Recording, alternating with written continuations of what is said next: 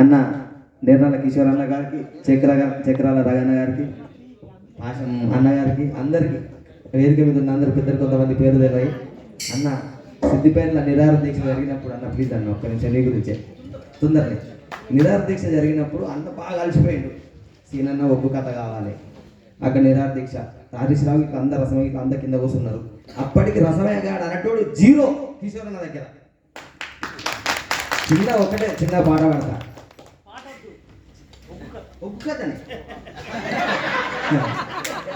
హరి హరి బ్రహ్మాండమా హరిలోక సంచారి మత్తులు మారెండు మానేడు గడ్డ విద్య చెప్పిన హరిచారి బుద్ధి చెప్పిన భూమించారి అమ్మవారి పార్వతి పదిహేను దండవే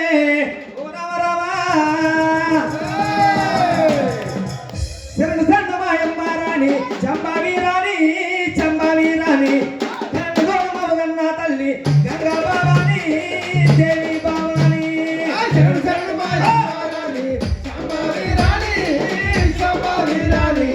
శరణు శరణమాయమ్మ తల్లి గంగా భవాని దేవి భవాని శరణు శరణమాయమ్మారాణి చంబావీరాని చంబావీరాని శరణు శరణమగన్న తల్లి గంగా భవాని దేవి శరణు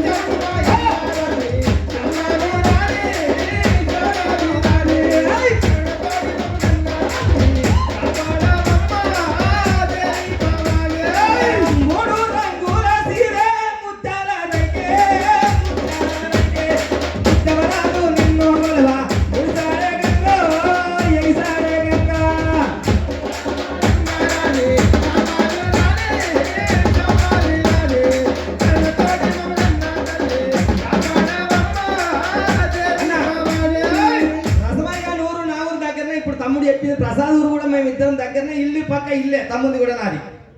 రసమయ్య నిలబెట్టింది అడిగింది కూడా నేను ఎక్కడ ఏమయ్యో రసమయ్యి పాటలు పాడటం ఒగ్గు కథలే పాడాలి